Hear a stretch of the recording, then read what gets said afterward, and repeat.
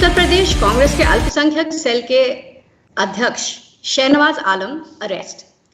ये खबर आई 30 जून को, जब देश कोविड-19 के महामारी से जूझ रहा था।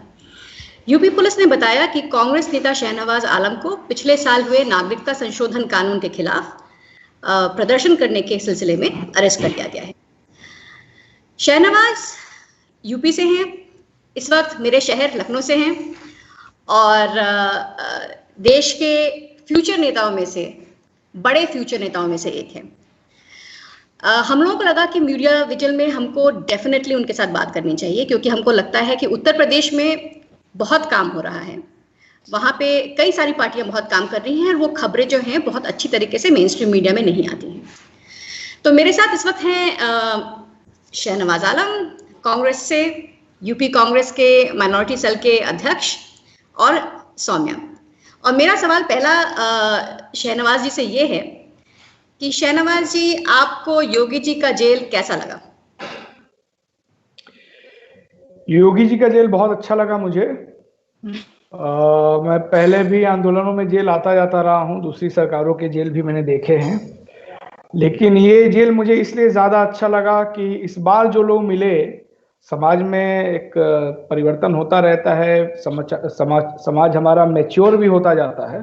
इस बार मुझे ऐसे कैदी मिले जो सरकार से नाराज है, और जेल इस समय सरकार से नाराज लोगों का केंद्र बना हुआ है। क्योंकि जब मैं पिछली बार गया था जेल, तो उतने ज्यादा बेगुनाह लोग जेलों में बंद नहीं थे, और इस बार एक बहुत बड़ी संख्या में बेगुनाह लोग जेलों में बंद हैं।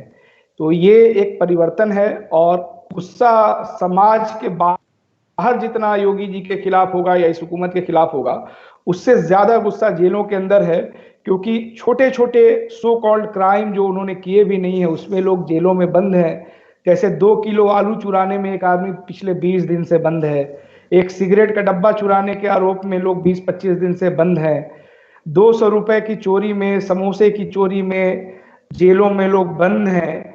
ये वो सच्चाई है जिसको हम बाहर रह करके नहीं देख सकते थे। इस सच्चाई को देखने का, ऐसे लोगों से मिलने का मौका दिया योगी जी ने।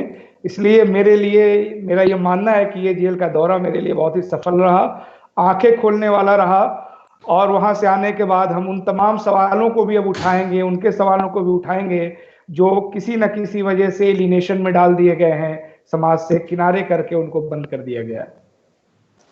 शहनवाज जी, आपने कहा आपको जेल में ऐसे लोग मिले जो सरकार से नाराज है, तो मैं इसी चीज पे आना चाहती थी कि हरियाणा में नीरज भारती का अरेस्ट होता है, उन पे देशद्रोह का इल्जाम लगाया जाता है। आपसे पहले मई में पंकज पूनिया जी का अरेस्ट होता है कांग्रेस से, उससे पहले कांग्रेस प्रदेश अध्यक्ष लल्लू जी का अरेस्ट होता है, और अब आपका अरेस्ट होता है। ये कांग्रेस में एक तो ये बता रहा है कि सरकार की तरफ से कांग्रेस के ऊपर प्रहार हो रहा है, और एक कांग्रेस में भी एक रवैया सामने आ रहा है आक्रामक, कि उन एक स्टैंड ले रहे हैं। ये कुछ बदलती हुई राजनीति का कोई संकेत है? कुछ बदल रहा है कांग्रेस में? बिल्कुल बिल्कुल, ये बदलाव है, और इस बदलाव को हर बाशिंदा यहाँ का, हर नागरिक महसूस भी कर रहा है। देखिए, कांग्रेस से जो आम लोगों की शिकायत थी एक जमाने में, वो ये थी कि वो स्ट्रगल करते हुए नहीं दिख रहे हैं। लेकिन आदरणीय प्रियंका जी के आने के बाद उत्तर प्रदेश में हम लगातार हर मुद्दे पे लड़ते हुए दिखे हैं। अगर आप मीडिया, अखबार भी अगर आप देखें, तो मुख्य विपक्षी दल का जो स्पेस है वो हमने काफी हद तक अपने मेहनत से, अपने संघर्ष से भरा हुआ है। तो ये निश्चित तौर पे जो स्वाति जी कह रही हैं, ये एक बदलाव है, और इस बदलाव को समाज का हर तबका और मीडिया का हर सेक्शन इसको महसूस कर रहा है। तो ये निश्चित तौर पे एक बदलाव है, और जब नेतृत्व में बदलाव आता है, जब तौर तरीके में बदलाव आता है, तो उसको नापने का पैमाना उसकी आक्रामकता होती है। उत्तर प्रदेश कांग्रेस बहुत ही आक्रामक तरीके से आम जनता के सवालों को उठा रही है, लड़ रही है। इसीलिए जब हम लोग जैसे लोग जेलों में जाते हैं, तो जाते समय भी कैदी स्वागत कर रहा है, और आते समय भी स्वागत कर रहा है, और ये उम्मीद जता रहा है कि आप लोग फिर से लड़ते हुए आएंगे। ये एक नया बदलाव है। ये मुझे नहीं लगता कि किसी और पार्टी को ये सर्फ हासिल हुआ हो कि जेल में अगर उनके नेता आंदोलन में जा रहे हो। अन्य पार्टियों में आप देखिए तो लोग भ्रष्टाचार में जा रहे हैं। हम जिस जेल में गए थे वहां पे एक बड़े नेता हैं जो पिछली सरकार में मंत्री थे, वो जेल में बंद है, क्योंकि जैसे ही वो जेल में गए उनके सीने में दर्द होने लगा। पिछले साल भर से सीने में दर्द है। लेकिन हमारे प्रदेश अध्यक्ष जी गए, हम लोग गए, तो हम लोगों को जेल में जाने पे सीने में दर्द नहीं होता है। हम लोग जनता का दर्द अपने सीने में महसूस करते हुए जेल में जाते हैं। इसलिए जब जेल से निकलते हैं तो हंसते मुस्कुराते हुए निकलते हैं और लोगों से वादा करके आते हैं जेल में कि हम फिर जा रहे हैं, फिर लड़ते हुए आएंगे, स्वागत करिएगा। तो ये एक आक्रामकता है, एक बदलाव आया है और हर व्यक्ति इस बदलाव को महसूस कर रहा है कि कांग्रेस लड़ रही है। और कांग्रेस का इतिहास रहा है कि वो जेलों में ही संवरती है, निखरती है। बीच में किन्हीं वजहों से ये सिलसिला टूट गया था, ये सिलसिला फिर से मजबूत हो रहा है और इस बदलाव को लोग महसूस कर रहे हैं। आपको जब गिरफ्तार किया गया, उस पे जो पुलिस का स्टेटमेंट है वो ये है कि 19 दिसंबर को परिवर्तन चौक पे जो प्रोटेस्ट हो रहा था उसमें आप शामिल थे और इसलिए आपको गिरफ्तार किया गया। आपको क्या कारण लगता है, क्यों गिरफ्तार किया गया आपको? और इतने महीनों बाद देखिए, जिस दिन ये प्रोटेस्ट हुआ था 19 दिसंबर को, इत्तेफाक से मैं, हमारे प्रदेश अध्यक्ष माननीय लल्लू जी और भी 50 नेताओं ने स्वेच्छा से इस मुद्दे पे अपनी गिरफ्तारी दी थी। हजरतगंज चौराहे पे, परिवर्तन चौराहे के तरफ जाते हुए हम लोगों ने वहां पे गिरफ्तारी दी थी, जिसका वीडियो भी है, अखबारों में भी ये सब चीजें छपी हैं। और जब हम लोग पुलिस लाइन गए तो पुलिस लाइन जो भी गिरफ्तारी होके जाती है लोगों की, उनके वहां हस्ताक्षर लिए जाते हैं, पूरा रिकॉर्ड वहां पे दर्ज किया जाता है। जबकि ये सब पूरी प्रक्रिया 12 बजे तक खत्म हो चुकी थी। 11 बजे हमने गिरफ्तारी दी, 12 बजे तक साइन वाइन करा लिया जाता है सबसे। 2-2:30 बजे हम लोग जब जेल में ही थे तो वहां के जो पुलिस वाले थे उन्होंने बताया, या आपस में वो बातचीत करना शुरू किए कि लखनऊ में कई जगह हिंसा की घटनाएं हो रही हैं। तो जिस दौर में ये घटना हुई, जिस वक्त ये घटना हुई, उस वक्त तो मैं था भी नहीं और मैं इनकी कस्टडी में था। तो उस घटना में किसी भी तरह शामिल होने का तो सवाल ही नहीं है। जब ये मुकदमा आगे बढ़ेगा तो जिन लोगों ने भी इस तरह का काम किया है उनको भी हम लोग कोर्ट में घसीटेंगे और उनको इसकी सजा भी मिलनी चाहिए।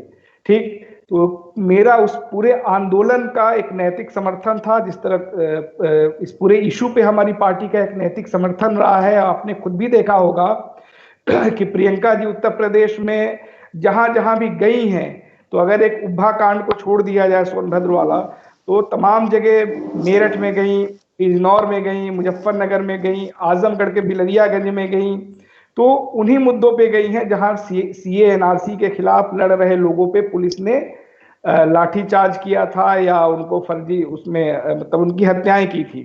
तो ये हम लोग इस पूरे इशू पे इस सरकार के खिलाफ हैं, जो ये नीति उसकी थी सीएनआरसी की, उसके खिलाफ हैं। लेकिन डायरेक्टली कोई इन्वॉल्वमेंट हमारा नहीं था। हम वहीं गए जहां पे लोगों को प्रोटेस्ट करते हुए पीटा गया, मारा गया, है ना। वहां से हमारी जिम्मेदारी शुरू होती है, क्योंकि ये आंदोलन तो स्वतः स्फूर्त था, इसीलिए हम लोगों ने उसके समर्थन में गिरफ्तारियां भी दी थी। तो इस पूरे रोल में मेरा कोई, पूरी घटनाक्रम में मेरा कोई रोल है नहीं। लेकिन चूंकि पुलिस ने तय किया है कि हमको फंसाना है, और सिर्फ मुझे ही नहीं, बहुत सारे लोग जो जेलों में इस समय बंद है सीएनआरसी में, एक बहुत बड़ी संख्या है, उसमें तो बहुत सारे लोग नॉन पॉलिटिकल लोग हैं जिनको कहीं से पकड़ा और उठा करके सिर्फ मुसलमान होने के नाते सीएनआरसी में उन्होंने डालने का काम किया। मेरे मामले में भी उनको 8 महीने बाद ये पता चला है कि मैं मतलब इसमें इन्वॉल्व था। ये अपने आप में एक आश्चर्य की बात है, और जो बताता है कि पुलिस का स्टेट इस समय मतलब क्या स्थिति चल रही है, किस तरह से वो काम कर रहे हैं, उनके ऊपर किस तरह से काम करने का दबाव है। अच्छा शाहनवाज जी, यूपी में आप लोगों के जो अध्यक्ष हैं उनको भी जेल में डाला गया था, और लालू जी को, और वहां पे बस को लेकर के बहुत बड़ा मामला आया, और उसको कि प्रियंका जी बस लेकर के वहां पे माइग्रेंट वर्कर्स को पहुंचाने की कोशिश कर रही हैं, और उसमें कई सारी खबरें हम लोगों को हर मीडिया से मिली। आपको क्या पता है इसके बारे में? थोड़ा सा हम लोगों को विस्तार से बताइए। देखिए, आम लोगों में ये धारणा है कि ठीक है, कुछ बसें उसमें खराब थी, तो जितनी बसें थी, अगर 900 बसें चलने लायक थी तो आप उनको तो इस्तेमाल करते। ये मैं आम आदमी की धारणा की बात बता रहा हूँ। इसीलिए जो गिरफ्तारी हुई अध्यक्ष जी की, उसको लेकर के आम लोगों में गुस्सा है, आक्रोश है। जेल के बाहर भी इस चीज को हम सुनते थे, और जेल के अंदर भी जाकर के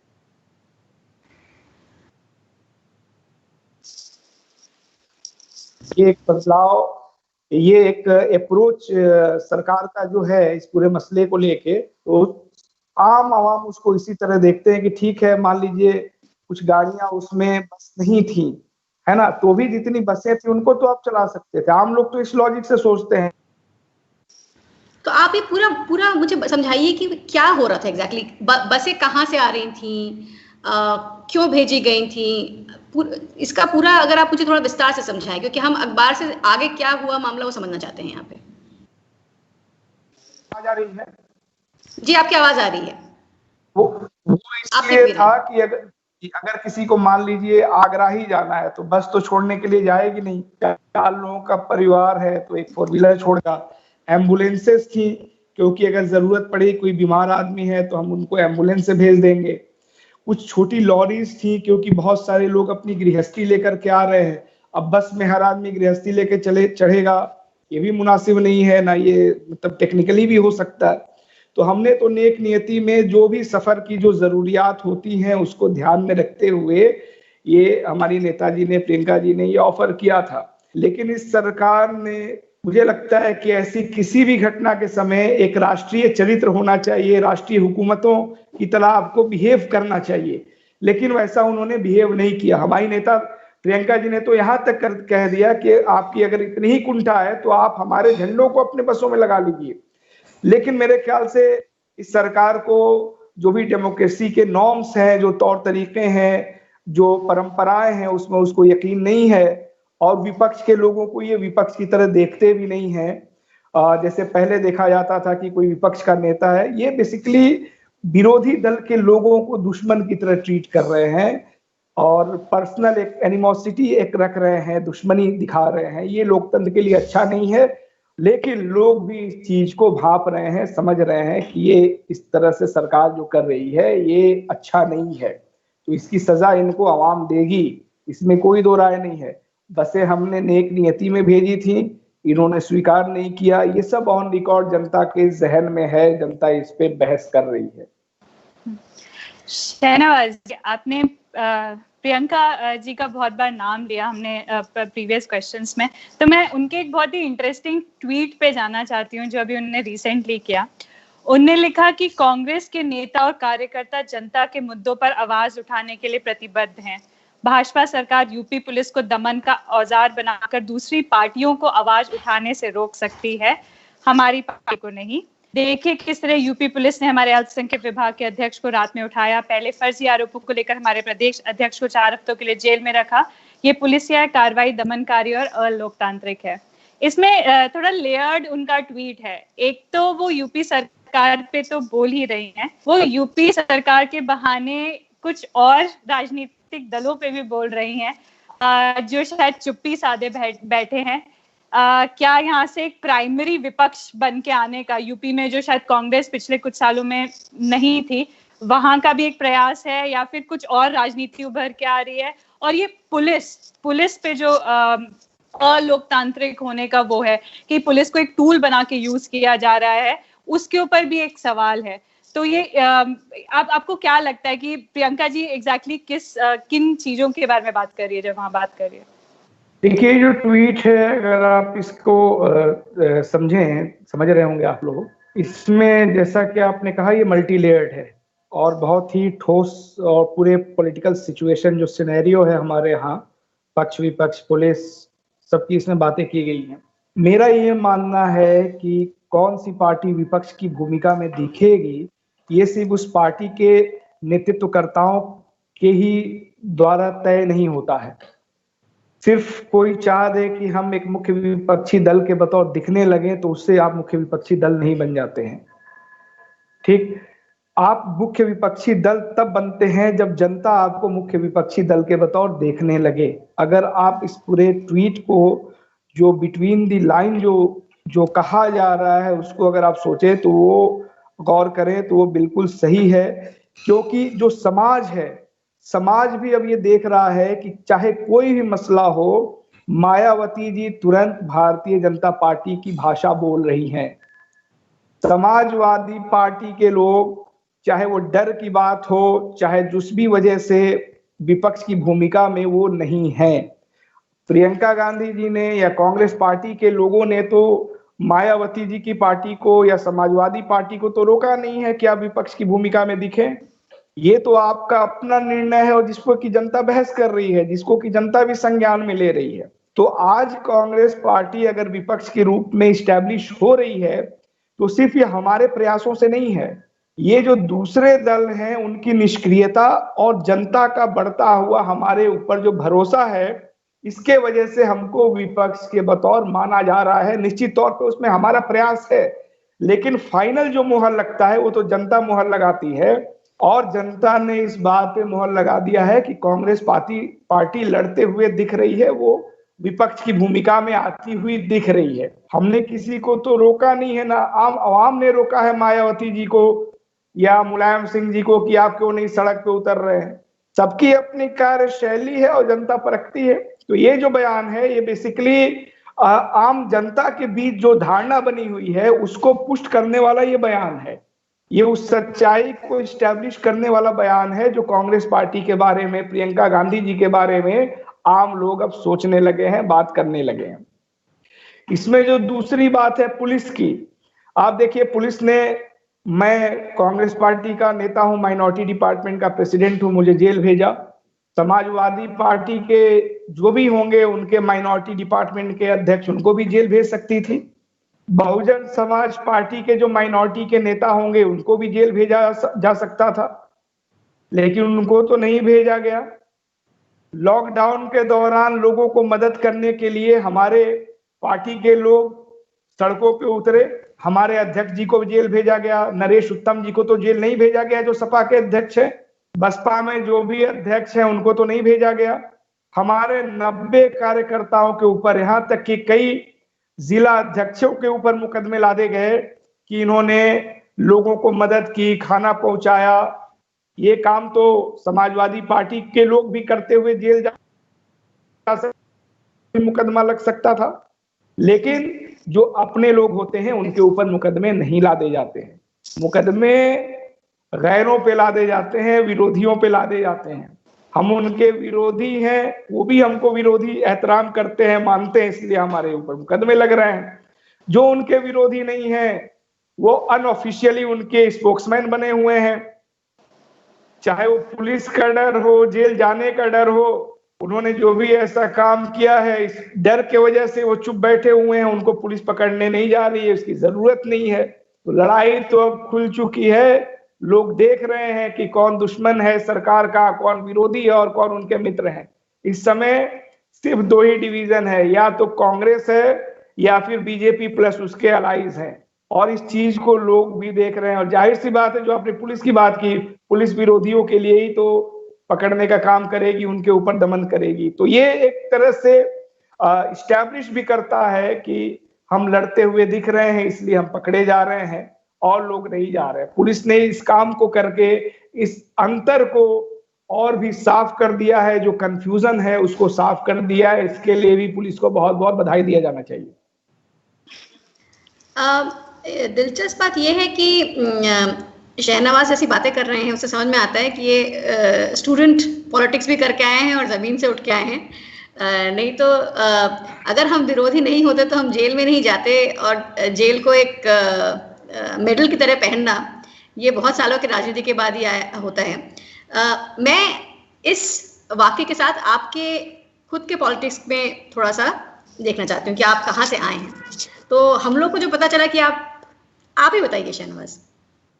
देखिए, मैं तो बलिया से आया हूँ। बलिया जिला पॉलिटिकली बहुत ही सेंसिटिव और महत्वपूर्ण एक जिला रहा है।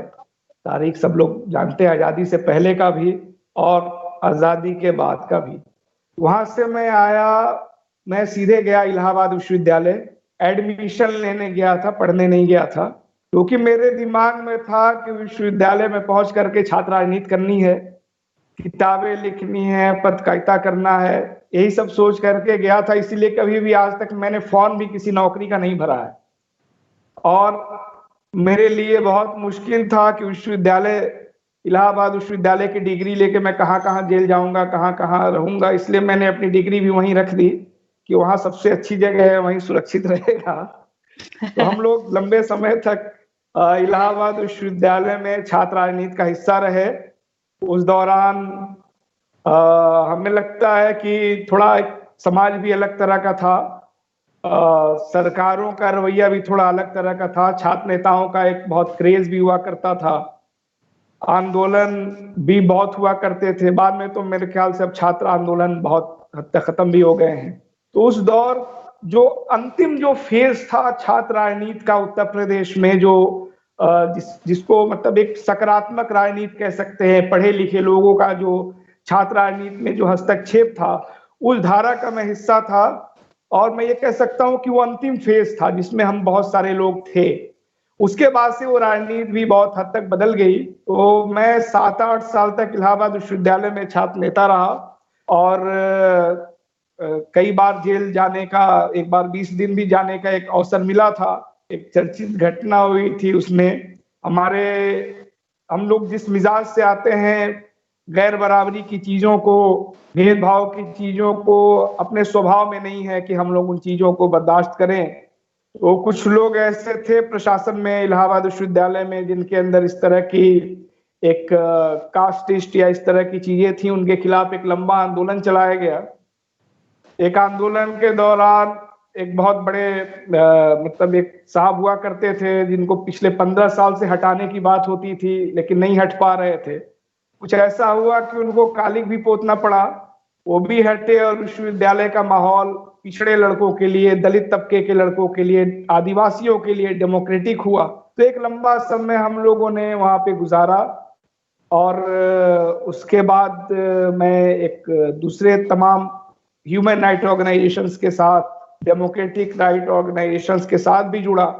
उस दौरान मैंने एक डॉक्यूमेंट्री फिल्म भी बनाई, सैफरन वॉर नाम से एक मेरी फिल्म है, योगी जी के ही ऊपर है। पता नहीं उनका हमारा क्या रिश्ता है, बहुत दिनों से चल रहा है। तो 2005 में जब मऊ में दंगा हुआ था, उसके बाद मैंने मेरे साथियों के साथ उसको शूट करना शुरू किया। 2011 तक उसको कंप्लीट किया। फिर एक और फिल्म बनाई, फिर एक किताब भी लिखी ऑपरेशन अक्षरधाम नाम से, जो अक्षरधाम मंदिर पे जो सो कॉल्ड एक टेरर अटैक हुआ था, उस पे हमने 3-3.5 साल काम किया। तो यही मेरा सफर रहा है अब तक का। और आप आइसा से जुड़े हुए थे, कॉमरेड हैं? देखिए, कॉमरेड का मतलब दोस्त होता है।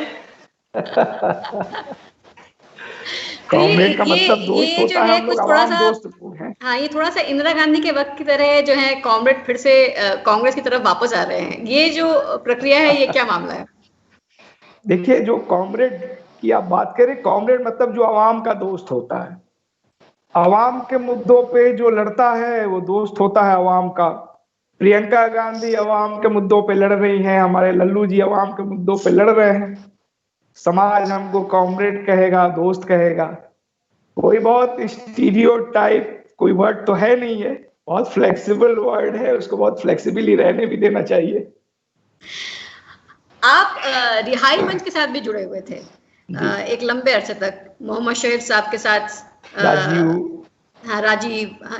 तो रिहाई मंच के कामकाज में थोड़ा सा बताइए, क्योंकि दिलचस्प बात यह है कि अभी बीजेपी की तरफ से एक स्टेटमेंट ये भी आया था कि शहनवाज आलम जो हैं ये रिहाई मंच के साथ जुड़े हुए हैं, जो आतंकी लोगों को सपोर्ट करते हैं।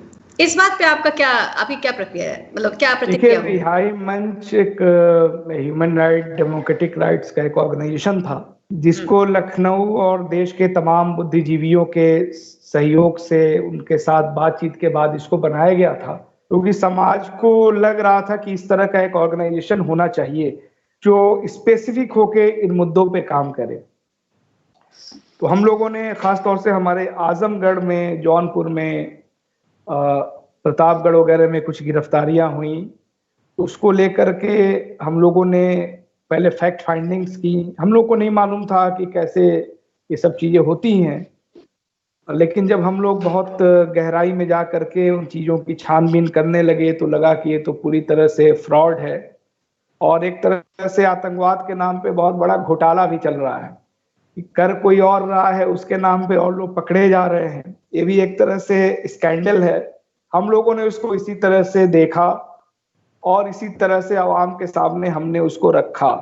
बहुत सारी जन सुनवाइयाँ की, हमारे जो सदर थे शुएब साहब, जो अभी CNRC में भी जेल गए थे, उन्होंने बहुत सारे मुकदमे लड़के छुड़वाया उन्होंने 18-19 लोगों को। तो जो भी भाजपा के लोग ये कह रहे हैं कि ये आतंकवादियों के समर्थक हैं, ये शलभ मणि त्रिपाठी जो हैं राज्य सरकार के सूचना सलाहकार, उनका स्टेटमेंट है ये। देखिए, जब लोग पत्रकार थे पहले तो ये पीछे पीछे घुमा करते थे कि कोई हमको अच्छी खबर बता दीजिए ह्यूमन एंगल से टेरर पे। तो ये सब लोग इस तरह से बहुत सारी इन्होंने खबरें की हैं। योगी जी अगर अतीत खंगालेंगे तो हम तो जहां जिस पोजीशन पे हैं वहीं पे हैं, उन मुद्दों पे भी कायम है, उन बातों पर भी कायम है। लेकिन उनके जो प्रेस सचिव अगर उनकी पुराने स्टोरीज वो देख लेंगे इस तरह के मसलों पे जुड़ा हुआ, तो शायद उनको निकालना पड़ जाएगा, क्योंकि बहुत सारे लोग जो छूटे हैं उनके ऊपर उन्होंने अच्छी स्टोरीज की हैं। अब चूंकि वो एक ऐसे फासिस्ट सियासी दल में है जहां इस तरह की भाषा बोलना उनकी मजबूरी है, उसको समझा जा सकता है। अब उनकी भाजपा की मान लीजिए पूरी राजनीति इस तरह की है, इस तरह से बातों को परोसना है या इस तरह से एक छवि बनानी है लोगों की, ये उनका काम है, कर रहे हैं, सियासी काम है, इसलिए उस पर कोई बहुत टिप्पणी नहीं करना है। जो कर रहे हैं कर रहे हैं। ये जो अभी शहनवाज, मैं एक्चुअली एक सवाल पीछे जाना चाहती हूँ, जहाँ आपने स्टार्ट किया, आप बलिया से, आप स्टूडेंट पॉलिटिक्स है, उस सब पे आपने छात्र राजनीति का बहुत बार उसका जिक्र हुआ। तो बार बार कहा जाता है यूथ कांग्रेस, युवा कांग्रेस। तो मैं उस युवा को एज से दूर ले जाके यंग आइडियाज पे पूछना चाहती हूँ। वो यंग आइडियाज क्या हैं आज की राजनीति में, सिर्फ कांग्रेस में नहीं पर एक विपक्ष की राजनीति में क्या हो सकता है? आप लोग किस तरह से सोच रहे हैं? क्योंकि मैं देख रही हूँ ट्विटर पे एक अलग अंदाज आता है लोगों का आजकल। आप लोग हो या पंखुड़ी पाठक जो नई कांग्रेस की शायद कहीं पे सोशल मीडिया वो बनी है, तो वो क्या है, वो what is that young idea? देखिए, और लोगों का तो मैं नहीं जानता, मेरा ये मानना है, मेरी जब बातचीत हुई थी राहुल जी से तो उन्होंने बहुत कि भारत 125 करोड़ लोगों का देश नहीं है, ये 125 करोड़ इमेजिनेशंस का देश है जिनको हमको अपने साथ लेके चलना है। मैं मानता हूं कि जो यूथ है, जो नौजवान लोग हैं, जो सियासत में आ रहे हैं, उनके पास जो एक नई खेप आई है, उनके पास एक नया इमेजिनेशन है, एक नई परिकल्पना है। इसलिए यूथ पॉलिटिक्स को कभी भी हम विचारों से नहीं, उम्र से आप कभी उसका अंदाजा नहीं लगा सकते, है ना। तो मेरा ये मानना है कि एक नए तरह का एक यूथ खड़ा हुआ है, जिसको कि जो पिछले 20 सालों की जो ग्लोबलाइजेशन की जो चकाचौंध वाली जो एक मरीचिका थी, उस दौर को भी वो पार करके अब ज्यादा रियलिस्ट बना है, ज्यादा सकारात्मक बना है, ज्यादा मतलब ज्यादा परिपक्व हुआ है। हमको इस यूथ पे भरोसा है, उसके साथ हम चलने की कोशिश कर रहे हैं। और जो चीजें हम लोगों ने राहुल जी से सीखी हैं, उसमें एक बहुत बड़ी चीज है कि हमको लगातार इंटरेक्शन करना है नौजवान लोगों से। तो ये ओवरऑल एक समाज में आप देखेंगे कि यूथ, जैसे सोशल मीडिया सबसे ज्यादा यूथ इस्तेमाल करता है, तो उस पर लोगों से डिस्कशन भी कर रहा है, वो बातचीत भी कर रहा है। ठीक इससे पिछली जो पीढ़ी थी, उस यूथ के पास इतने अवसर नहीं थे कि वो अपने घर में बैठे बैठे 100-200 लोगों के साथ इंटरेक्शन कर सके, है ना। तो इस इंटरेक्शन से जो पॉजिटिव चीजें आ रही हैं, वो समाज को आगे लेके जाएंगी। और कांग्रेस पार्टी ओवरऑल मतलब इस विचार के साथ, उनके साथ अपने को खड़ा करना चाहती है कि ये जो भी इसमें से निचोड़ निकलेगा, हम उसके हम सफर बनेंगे, उसको हम आगे लेकर के जाएंगे। तो जो ट्रेडिशनल पॉलिटिक्स थी, यूथ पॉलिटिक्स, और जो आज की यूथ पॉलिटिक्स है, उसमें एक बहुत बुनियादी फर्क आया है। एक बहुत भ्रम नहीं रह गया है। जैसे 20-25 साल पहले बहुत कंफ्यूजन की स्थिति थी हमारे यूथ के सामने, है ना। नया नया मार्केट आया था, नया नया मीडिया आया था, मीडिया का बूम था, पत्रकारिता का बूम था। मुझे याद है जब हम पत्रकारिता के छात्र हुआ करते थे, तो एक ऐसा भयानक दौर भी था जब पत्रकार बनने का मतलब था एंकर बनना, और जो सबसे अच्छी बीट मानी जाती थी वो लड़कों में था कि हमको क्राइम रिपोर्टर बनना है। मेरे ख्याल से वो दौर खत्म हो गया। एक बहुत भयानक दौर ऐसा आया हुआ था, एक साहब कोई टीवी पे आते थे, चोटी वोटी रखते थे, उनका बड़ा उस समय ग्लैमर था, रात को जागना है सो जाइए, सोना है जाग जाइए टाइप का कुछ बोलते थे, ठीक है। तो वो सब एक दौर था जिसमें हमारा यूथ फंसा हुआ था, इस तरह की बात करता था वो। लेकिन अब जो यूथ आया है इस मृग मरीचिका से, और विकास की जो सो कॉल्ड राजनीति थी उसका भी उसको सिला मिल चुका है, उसकी भी वो रियलिटी समझ चुका है। तो आज का जो यूथ है ये आपको बहुत सामने बहुत बोलता हुआ नहीं दिखेगा, लेकिन उसके अंदर बहुत कुछ चल रहा है और वो उसके विचारों में आपको दिखेगा, सोशल मीडिया पे दिखेगा। तो ये एक नया सोचने समझने वाला तबका पैदा हुआ है जो जो अपने देश के विकास के लिए बहुत बाहर नहीं देख रहा है। जैसे ग्लोबलाइजेशन के दौर में हम विकास को लेकर के जब ये नया नया बूम आया था तो सिलिकॉन वैली ये वो की हम बात करते थे। तो अभी जो एक नजरिया बना है बहुत हद तक वो देसी नजरिया बन रहा है, ये एक परिवर्तन आया है।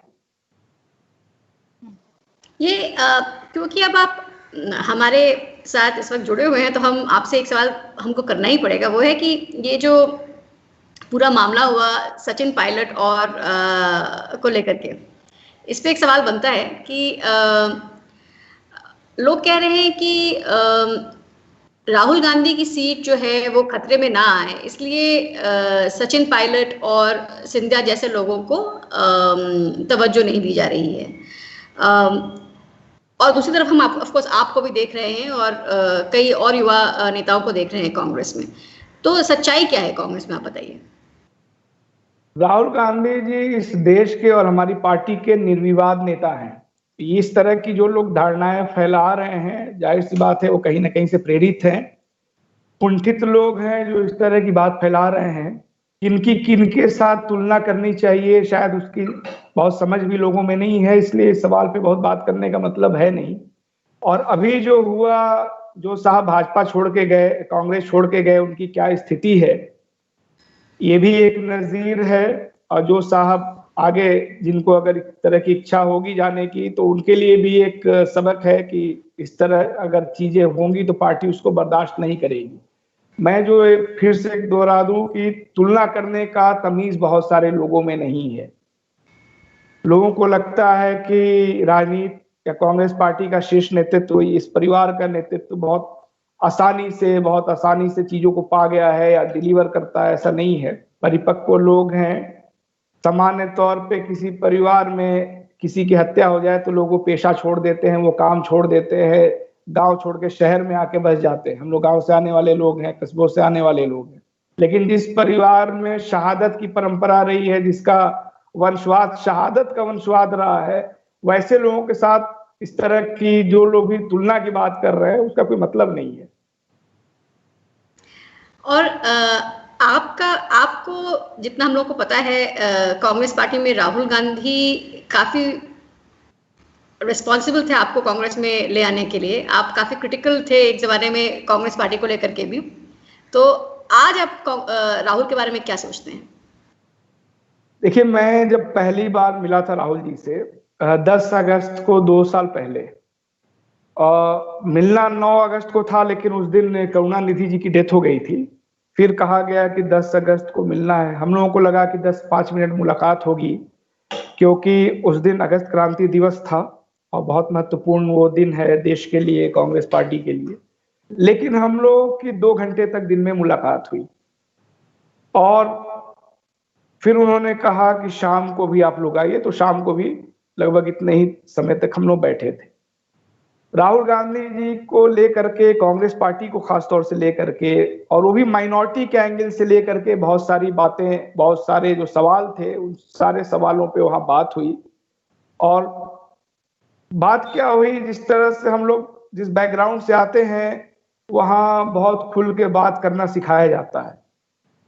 तो एक तरह से बहुत तीखी मतलब लहजे में भी बातचीत हुई तमाम मसलों पे, और उन्होंने सबका जवाब भी दिया और सेटिस्फाई करने वाला जवाब दिया।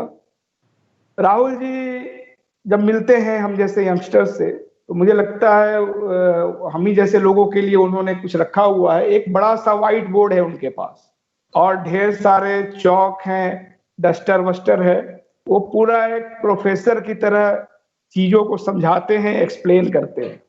भारतीय समाज क्या है, संविधान क्या है, बौद्ध धर्म क्या है, इस्लाम क्या है, क्रिश्चियनिटी क्या है, हिंदू धर्म में शैव और वैष्णव क्या है, तो उनका जो तरीका है बात करने का, समझाने का, वो एक प्रोफेसर का है, एक मास्टर का है। तो कोई गुंजाइश उसमें बचती नहीं है उनके तर्कों में, और जो भी तो थोड़ी बहुत गुंजाइश बचती भी होगी तो वो जो उनका इनोसेंस है, जो नेक नियति है, जो चेहरे पे झलकती है, उससे बहुत हद तक हमारे जैसे जो लोग जाते हैं संतुष्ट होते हैं। सबसे अहम जो उन्होंने बात कही थी हम लोगों से कि आप लोग जा रहे हैं, आपको बहुत स्ट्रगल करना होगा, क्योंकि बहुत सारे अलग अलग तरह के लोग हैं, अलग अलग धाराओं के लोग हैं, क्योंकि कांग्रेस पार्टी कोई पार्टी नहीं, एक प्लेटफॉर्म है, एक प्लेटफॉर्म है, हर तरह के लोग हैं, आपको स्ट्रगल करना होगा।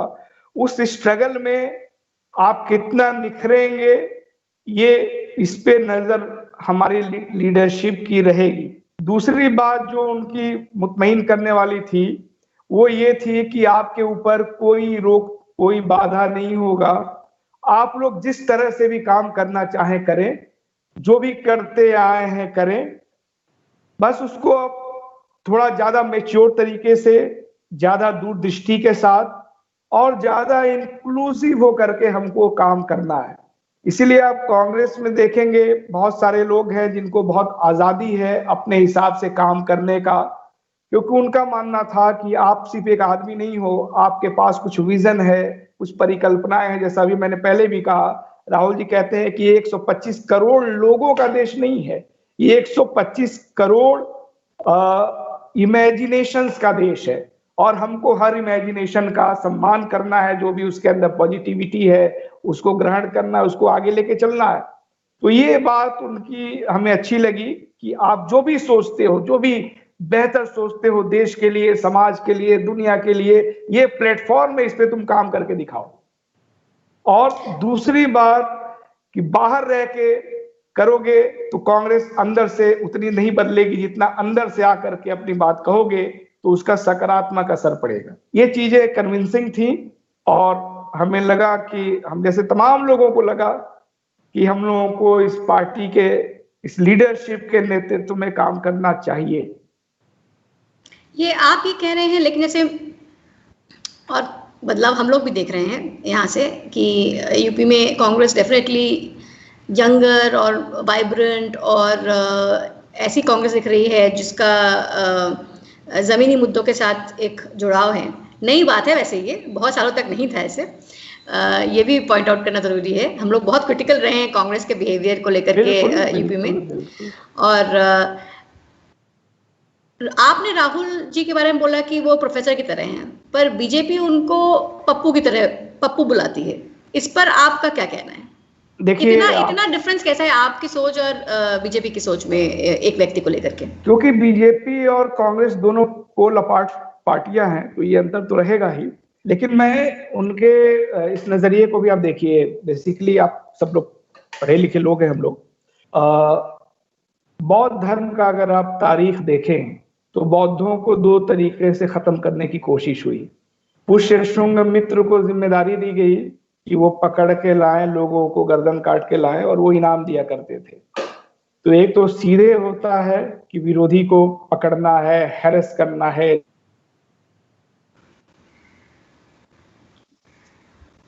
दूसरा, मेरी आवाज आ रही है? आपकी आवाज आ रही है, आपकी आवाज। दूसरा तरीका क्या अपनाया गया था? दूसरा तरीका अपनाया गया था कि जो बौद्ध हैं उनके छवि को खराब किया जाए, उनको हल्का साबित किया जाए। ये जो आज भी बोलचाल में जो बुद्धू शब्द है ना, ये बेसिकली उसी दौर में उसको कॉइन किया गया था बौद्ध लोगों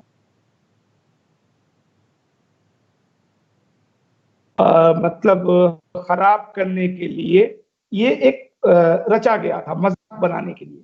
तो बीजेपी जिस विचारधारा को मानने वाली पार्टी है वो दोनों को इस्तेमाल करती है।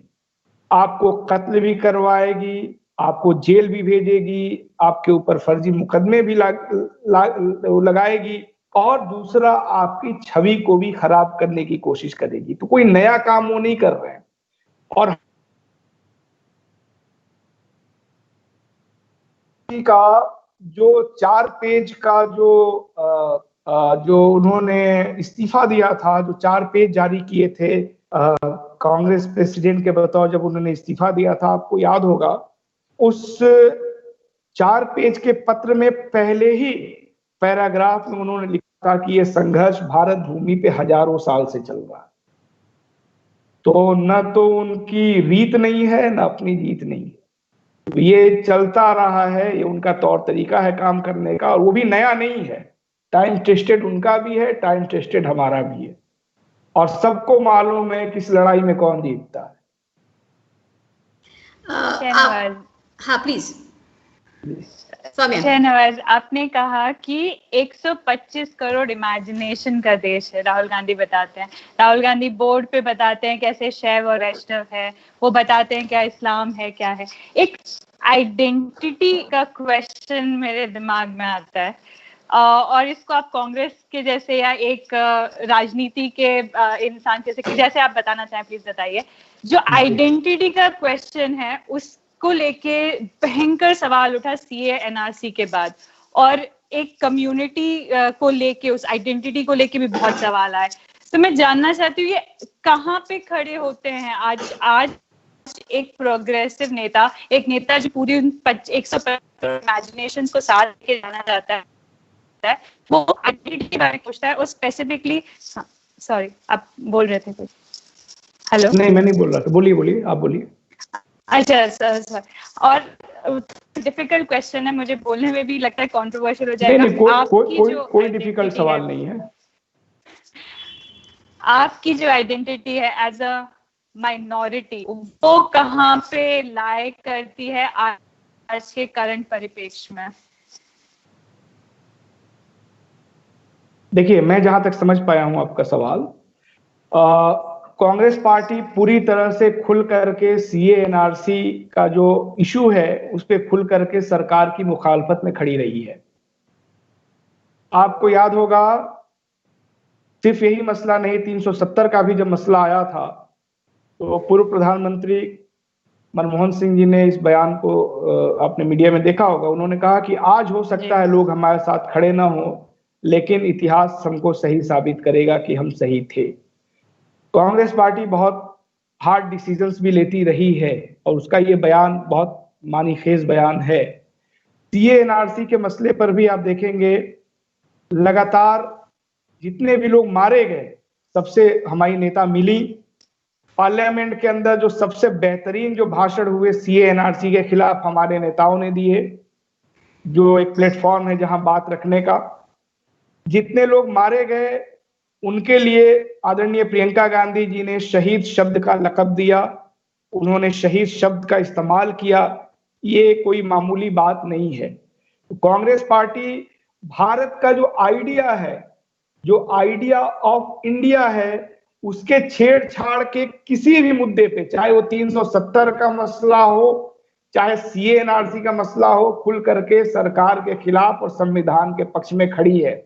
एक और महत्वपूर्ण बात की तरफ मैं इशारा करना, याद दिलाना चाहूंगा, सीए एनआरसी में जहां पर भी प्रियंका जी गई या हम लोग जहां पर भी गए, बातचीत की, सबको ये सख्त हिदायत थी कि आप जहां भी जाएंगे, जहां भी गैदरिंग होगी, वहां पर आप भारत के प्रियम्बल का सस्वर पाठ करेंगे। ये हमने किया, ये हमारा एक तरीका है काम करने का, क्योंकि सीए एनआरसी भारत के उस आइडिया को के ऊपर अटैक था जो आइडिया हमारे प्रियम्बल में है। इसीलिए हमारे तमाम लोग, आप देखेंगे प्रियंका जी ने भी उस प्रियम्बल को पढ़ा, पब्लिकली लोग उनके साथ पढ़ रहे थे। तो ये हमारा तरीका है, हम जो भी आइडिया ऑफ इंडिया को, जो भारत का विचार है, उसके साथ कोई भी किसी भी तरह का छेड़छाड़ होगा तो उसके खिलाफ कांग्रेस पार्टी खुल के खड़ी है। उसमें कोई माइनॉरिटी मेजॉरिटी का मामला नहीं है। ये मतलब एकदम ये समझने वाली बात है कि इस पे कोई समझौता हो ही नहीं सकता, और हमने कोई समझौता किया ही नहीं है। इसीलिए मैं माइनॉरिटी का नेता हूं तो मुझे जेल भेजा जाता है। सपा के लोग समझौता किए हैं इसलिए वो जेल सीए एनआरसी में नहीं जाते हैं, न बसपा के लोग जाते हैं, है ना। तो ये इसमें एकदम बहुत क्लियर होने की जरूरत है कि कोई भी आइडिया जो भारत के आइडिया है उसके ऊपर अगर कोई हमला करेगा, छेड़छाड़ करेगा, तो कांग्रेस पार्टी लड़ेगी। क्योंकि कांग्रेस, ये देश चाहे जैसा हो, अच्छा हो, कमजोर हो, जैसी भी स्थिति हो, लेकिन इसको हमने ही बनाया है, ये कांग्रेस का ही ब्रेन चाइल्ड है, सबका रोल है, लेकिन एक अग्रणी भूमिका में हम रहे हैं। इसके साथ छेड़छाड़ कोई बर्दाश्त नहीं कर सकता, ना अभी किया है ना आगे करेंगे। शहनवाज जी, मेरे पास एक सवाल आया है दर्शक का। सवाल ये है कि अभी तक ऐसा लग रहा था कि आप कांग्रेस का एक विकल्प हो सकता है, पर अभी हाल में जो इंटरव्यूज आ रहे हैं आम आदमी पार्टी के नेताओं की ओर से, और जिस तरह से उन्होंने अपने माइनॉरिटी लीडर्स को बहुत जल्दी से अपने पार्टी से सस्पेंड कर दिया है किसी भी छोटे बड़े एलिगेशन में, या जो पब्लिक व्यू में एक बड़ा एलिगेशन बना के दिखाया गया है, ऐसा लग रहा है कि आप जो है बीजेपी का ही बी ग्रुप है। आपको क्या लगता है?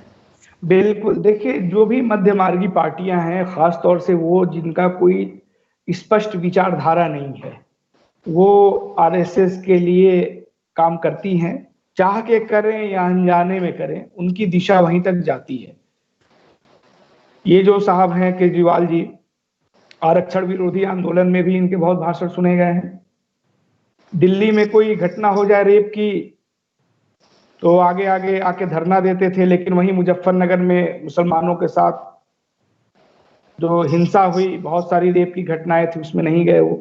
किसी भी राष्ट्रीय मुद्दे पे जो आइडियोलॉजी से जुड़ा हुआ मसला हो, उन पे उनका कोई जवाब नहीं होता है।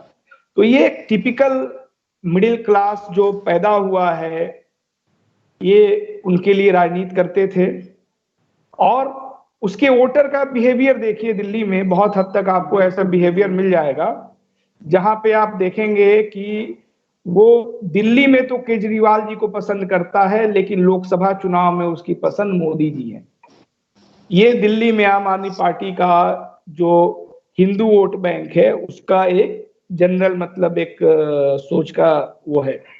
उसी तरह अगर आप उत्तर प्रदेश में भी देखिए तो समाजवादी पार्टी का जो जातिगत जनाधार है, मुलायम सिंह जी का जो जातिगत जनाधार है, उसके शहरी हिस्से में भी एक बात आई है कि यहाँ के लिए अखिलेश जी और दिल्ली के लिए मोदी जी। आप याद करिए, दिल्ली पार्लियामेंट में मुलायम सिंह जी ने क्या कहा था कि वो चाहते हैं कि मोदी जी दोबारा प्रधानमंत्री बने। वो बेसिकली अपने वोटर को एक संदेश था कि यूपी के चुनाव में तो ठीक है हम हैं, यहाँ के लिए मोदी जी ठीक है ना। तो ये बेसिकली सिर्फ आप तक ही मामला नहीं है, एक विचार के स्तर पे आप देखेंगे तो जितनी भी मध्य मार्गी पार्टियां हैं, चाहे वो बहुजन समाज पार्टी हो, चाहे समाजवादी पार्टी हो, फाइनली उनका डेस्टिनेशन ही क्यों साबित हो रहा है, विचार के स्तर पे वो उनके साथ क्यों खड़े हो जा रहे हैं। जौनपुर में एक चुनाव था, हमारे राष्ट्रीय अध्यक्ष चुनाव लड़ रहे थे, नदीम जावेद साहब, वहां से बहुत भारतीय जनता पार्टी से मुलायम सिंह जी जिस जाति से आते हैं उसके एक आदमी लड़ रहे थे, ये दोनों लोग वहां नहीं गए रैली करने, है ना। तो जितनी भी मध्य मार्गी पार्टियां हैं, उनका एक स्वाभाविक झुकाव आरएसएस की विचारधारा के साथ है। भले वो पॉलिटिकली बहुत खुल करके नहीं आए, पॉलिटिकली भी अब तो चीजें आने लगी हैं।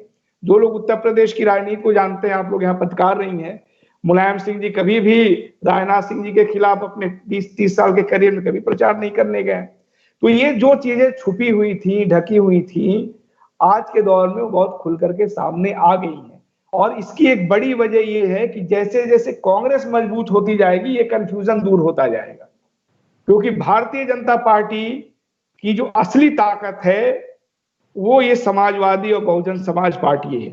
कांग्रेस बीजेपी एक न्यूक्लियस की तरह है और ये लोग उसके ऑर्बिट में घूम करके उसकी पहरेदारी करते हैं, वोटों का बंटवारा करते हैं। 19% वाली जो मुस्लिम आबादी है उसके अंदर कंफ्यूजन फैला के उसको बांटे हुए हैं ताकि बीजेपी इक्तदार में बनी रहे।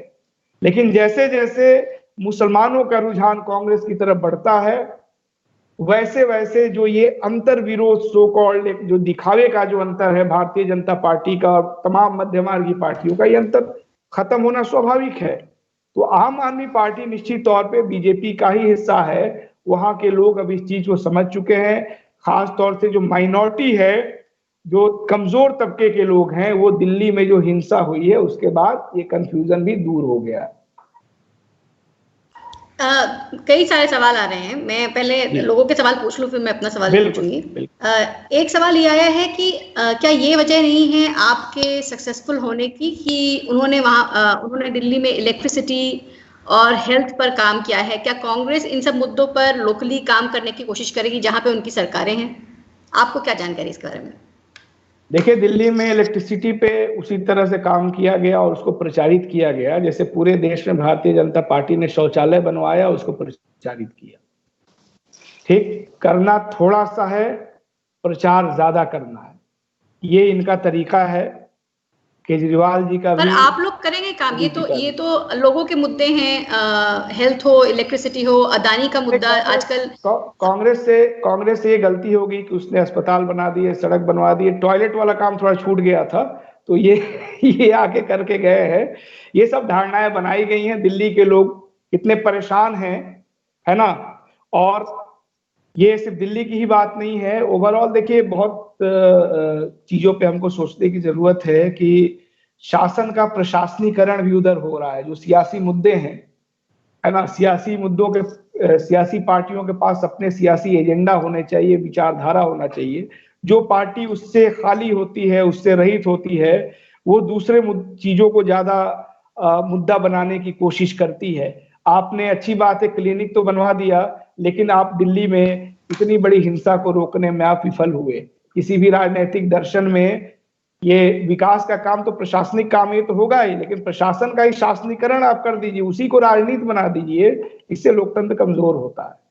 जो बेसिक, जो बुनियादी जरूरतें हैं, वो सिर्फ अस्पताल नहीं है। अभी तो डिग्निटी का सवाल था, लोगों की जान बचाने का सवाल था, उस पर तो आप चुप रहे, उस पर आप कुछ नहीं बोले। जितने आपके माइनॉरिटी के लोग थे जिन्होंने आपको इक्तदार में लाया, उसके नेताओं को छोटी छोटी चीजों पे आपने बाहर कर दिया और ढिंडोरा पीटेंगे कि हमने इलेक्ट्रिसिटी दे दिया। सियासी पार्टियों का, जो भी पार्टियों का गठन हुआ है, कांग्रेस है या जितनी पार्टियां हैं, उनके पास एक ठोस विचारधारा होता है, परिकल्पना होती है कि हमको ऐसा देश बनाना है।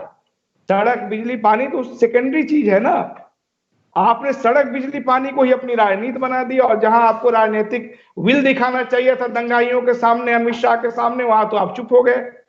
लोग तो समझ रहे हैं ना, लोग देख रहे हैं इन चीजों को।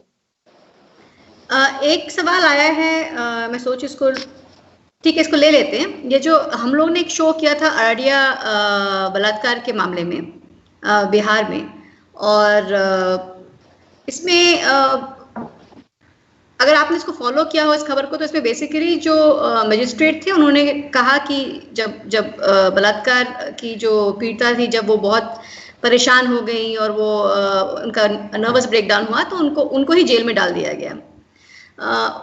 इस पे वो कह रहे हैं कि कांग्रेस पटना में क्या कर रही है इन सब मामलों में? महिलाओं के मामलों में क्या कांग्रेस का कोई दायित्व बनता है, क्योंकि आप लोगों की लीडर जो है वो महिला है?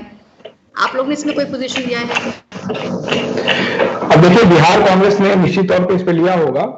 इस दरमियान तो मैं थोड़ा कट गया था चीजों से, मुझे बहुत आइडिया नहीं है, लेकिन लिया होगा निश्चित तौर पे। आप देखिए, महिलाओं को लेके जो भी सुरक्षात्मक या वर्किंग प्लेस पे उनकी सिक्योरिटी से जुड़ा मसला हो, चाहे जस्टिस वर्मा को लेके कमेटी बनाने की बात हो, तो कांग्रेस ने ही किया है ना, कांग्रेस ने किया है। तो हमारा तो ये कंसर्न रहा है। तो इधर इस घटना के बारे में बहुत नहीं बता पाऊंगा, लेकिन निश्चित तौर पे कांग्रेस पार्टी की जो वहां की इकाई है उस सवाल पे लड़ रही होगी। ये हमारा काम है, लड़ना है। ये सवाल वैसे भी ये पटना का है मामला, तो हम लोग पटना कांग्रेस से इस पे सवाल पूछेंगे। एक सवाल आया है, आपका वक्त ले रही हूँ, पर ये भी इम्पोर्टेंट सवाल है। आप नए नेता के रूप में उभर के आए हैं और युवा नेता के रूप में कांग्रेस को रिप्रेजेंट कर रहे हैं इस वक्त। सवाल ये है कि कांग्रेस को अपीजमेंट वाली पार्टी मानी जाती है, जो माइनॉरिटीज को अपीज करता है। पर ये सवाल थोड़ा सा इसके आगे गया है कि एक्चुअली कांग्रेस जो है वो सभी को अपीज करता है, कंजर्वेटिव्स को अपीज करता है, चाहे वो शाहबानो केस में उन्होंने शाहबानो के पति का साथ दिया हो कोर्ट के अगेंस्ट में जाकर के, या मंदिर खुलवाया हो। दोनों ही मामलों में उन्होंने राइट विंग, दोनों ही मजहब के राइट विंग को सपोर्ट किया। आप इसके बारे में क्या सोचते हैं? इन दोनों हिस्टोरिकल इवेंट्स के बारे में आप क्या सोचते हैं, और आप आगे अगर ऐसी घटनाएं होंगी तो आप किस तरह से पोजीशन लेंगे? देखिए, जिन लोगों ने भी उस समय तत्कालीन प्रधानमंत्री जी को या तत्कालीन जो कांग्रेस का जो शीर्ष नेतृत्व था, जिन लोगों ने भी उनको ये सलाह दी, वो फिर बाद में किन पार्टियों में गए, कहाँ मंत्री बने, किस सरकार ने उनको केरल का गवर्नर बनाया, ये सब भी नजर में रख के ये सवाल पूछा जाना चाहिए। क्योंकि सियासी पार्टियों में ऐसे बहुत सारे लोग होते हैं जो किसी और के लिए फील्डिंग करते हैं, बैटिंग करते हैं, वो करके अपना काम चले जाते हैं और फिर तोहमतें, जैसे कहा जाता है कि आप दिल्ली, तोहमतें नादिर शाह पे आएंगी, आप दिल्ली रोज लूटा करें। तो लोगों ने ये सलाह दिया, लेकिन उसका सिला किन लोगों को कैसे मिला ये भी हमको देखना होगा। शाहबानो वाले प्रकरण पर भी अगर आप देखें तो जिन लोगों ने इस तरह की सुझाव दिए जो बहुत करीब माने जाते थे और जो ऑन रिकॉर्ड जिनका माना जाता है कि हाँ उनके सलाह से चीजें हुई, उसमें कोई भाजपा में बाद में गवर्नर बना, तो कोई अटल बिहारी सरकार में कोई मंत्री बना। सैबोटेज की भी पर सलाह तो उन्होंने ये दिया था कि कोर्ट के विरुद्ध कोई स्टेप ना लिया जाए, मतलब कोर्ट ने जो जजमेंट दिया है उसी को रिस्पेक्ट किया जाए। सलाह तो उनका ये था, और उन्होंने पार्टी भी छोड़ा उस बात पे। नहीं, वही नहीं थे, और भी कई लोग थे ना, और भी कई लोग थे। मेरा ये मानना है कि कई बार जो आप चाहते हैं बेसिकली वो वैसा हो नहीं पाता है। कई बार जो आप सोच रहे होते हैं उस तरह से वो चीजें बहुत, ये आम जीवन में भी ऐसा होता है। जैसे ये आप जवाब जो है बहुत गोल बटोल करके दे रहे हैं मुझे, आप मुझे सीधा सीधा जवाब दीजिए कि शाहबानो का मामला जो था उस पे आप क्या निर्णय लेते हैं? आपकी सोच इसमें क्या है? क्या आप शाहबानो का साथ देते हैं या कंजर्वेटिव्स का साथ देते हैं? देखिए, कोई भी समाज में हम इस तरह से नहीं देखते हैं कि कोई बहुत कंजर्वेटिव है, कोई बहुत प्रोग्रेसिव है। समाज की अपनी एक गति होती है। ये बहुत बाहर से थोपा गया एक नजरिया है कि कोई प्रोग्रेसिव है, कोई कंजर्वेटिव है। आप जब आम समाज के बीच जाइए तो उसका अपना एक अलग नजरिया होता है, जो एकदम किताब से अलग नजरिया होता है। वो अपने हिसाब से सोचता है, चलता है। आपको कई बार बहुत व्यवहारिक होकर के सोचना पड़ता है, क्योंकि देश बेसिकली व्यवहारिक रिश्तों के साथ बना हुआ है। ये कोई कागज कलम से हमारा देश तो बना नहीं है। तो बहुत इस तरह की चीजें होती हैं जो लास्ट में मैं फिर कहना चाहूंगा, जैसा आप चाहते हैं वैसा होता नहीं है। पर क्योंकि आप माइनॉरिटी सेल के अध्यक्ष हैं, आपको क्या लगता है कि कभी कभी हम जब माइनॉरिटीज की बात करते हैं उसमें जो महिला है उसको हम लोग उतना अटेंशन नहीं देते हैं, उसका जो इशू होता है, उसका जो पॉलिसी, ऐसा नहीं है। आप देखिए, हमको जो बोला गया है प्रियंका जी की तरफ से, जो सख्त निर्देश है कि जो भी डीसीसी होगी, जो हमारी जो इकाई होती है जिला कांग्रेस कमेटी, उसमें उपाध्यक्ष एक महिला को होना है। वहां पर भी जहां महिला जिला अध्यक्ष हैं, जैसे हमने गोरखपुर में, हमीरपुर में, कानपुर देहात में कई जगह महिला अध्यक्ष बनाए हैं, आगरा में बनाए हैं, लेकिन वहां पर भी एक महिला उपाध्यक्ष बनाना है। यही हमको माइनॉरिटी में भी करना है। प्रियंका जी का एक स्पष्ट ये निर्देश है कि मुस्लिम महिलाओं को हमको बड़े पैमाने पे यंगस्टर्स को राजनीति में लाना है। मुझे लगता है कि अगर वो उनका बिलरियागंज जाना हुआ आजमगढ़, तो उसकी एक बड़ी वजह ये थी कि उनको मालूम था कि वहां पे उनको महिलाओं के साथ इंटरेक्शन करना है, मुस्लिम महिलाओं के साथ मिलना है, बातचीत करना है। तो ये पार्टी की बहुत प्रायोरिटी है कि हम महिला लीडरशिप को समाज में खड़ा करें। ये एकदम सख्त निर्देश है। आप हमारा जो स्ट्रक्चर देखेंगी वहां ये बोला गया है कि आपको महिला लीडरशिप को रखना ही रखना है, क्योंकि इधर जो राइट विंग की जो पॉलिटिक्स है, इसने महिलाओं को के अंदर जो राजनीति में जो आने की इच्छा एक बन रही थी, जो एक सकारात्मक माहौल बन रहा था, वो माहौल कमजोर हुआ है। ये ओवरऑल एक देश की क्षति है, ये सिर्फ पार्टी की बात हमारी नहीं है। तो इस पे हम लोग बहुत सीरियस है, ये हम लोग करने जा रहे हैं। और इसका मतलब है कि आप एज माइनॉरिटी सेल अध्यक्ष आप इस पर एकदम नजर बना के रखेंगे कि माइनॉरिटी महिलाओं को भी इन्वॉल्व किया जाए, उनके इश्यूज को भी सामने लाया जाए, चाहे वो कभी कभी आप लोग के खुद के इश्यूज से मैच न करता हो, पर आप लोग महिलाओं की आवाज भी सुनेंगे। बिल्कुल बिल्कुल, देखिए बिल्कुल लाएंगे, और ये सवाल ही नहीं है कि मैच नहीं करता है। जो भी समाज का नागरिक है, देश का नागरिक है, महिला हो पुरुष हो, चाहे वो जो कास्ट के हों, कम्युनिटी के हों, उनके इंटरेस्ट और हमारे इंटरेस्ट या किसी के भी इंटरेस्ट में कोई टकराव बहुत हद तक उस तरह से नहीं हो सकता कि मतलब चीजें एक साथ नहीं चल सकती हैं। समाज को आगे बढ़ाना है तो सबको चलना है, कोई तेज चलेगा, कोई धीरे चलेगा, किसी को टांग के लिए चलना पड़ेगा, लेकिन ओवरऑल हम एक गतिशील समाज तो है। गतिशील समाज अगर आपको बनाना है तो आपको तो सबको साथ लेके चलना पड़ेगा। तो कोई कंट्राडिक्शन की बात नहीं है, कि कोई अहम की बात नहीं है कि महिलाओं के मुद्दे अलग है। भाई महिलाओं को अगर इस देश में सुरक्षा मिले, सम्मान मिले, ये तो सबकी जिम्मेदारी है ना। एक राष्ट्र के बतौर हम सबकी जिम्मेदारी है, जितनी जिम्मेदारी महिला की उतनी पुरुष की भी है। तो इस तरह का कोई कंट्राडिक्शन नहीं है। ये स्पष्ट है कि हमको आने वाले 6-7 महीने के अंदर, साल भर के अंदर आप मुस्लिम लीडरशिप जिले जिले में देखने लगेगी, महिला लीडरशिप आप देखने लगेंगी।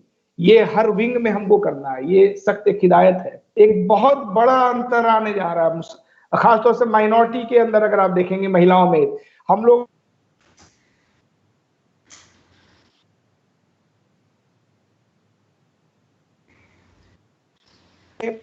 या देश में कि मुस्लिम महिलाओं के अंदर इतना कुछ रहा है कि वो 100 मतलब 100 दिन 80 दिन धरने पे बैठे।